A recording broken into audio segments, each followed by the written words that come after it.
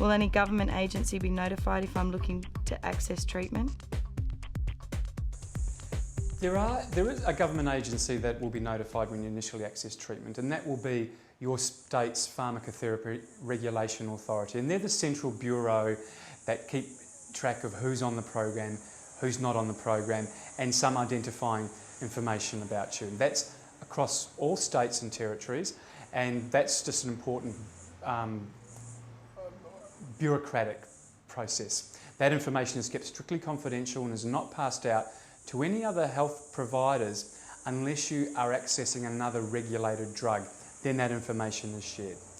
Some people worry that by seeking treatment that there'll be some sort of automatic process where they get dobbed into different government authorities. So I guess the first thing to say is that even if the drugs that you're using are illegal, I'm not required as a doctor to notify anybody, providing you're not at risk of doing harm to yourself or to people around you. So maybe if we just talk about some of those.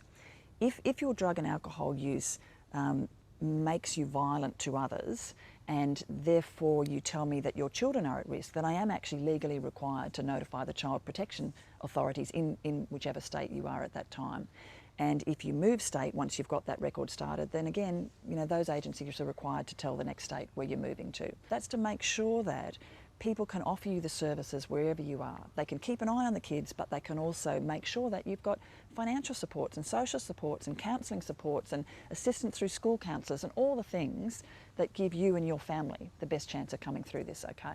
Drugs and alcohol can affect your judgment. It can affect your judgment when you're operating machinery, it can affect your judgment while you're driving, and sometimes people who are driving or operating machinery think they're fine. And they're not, but they don't realise that their judgment is being affected.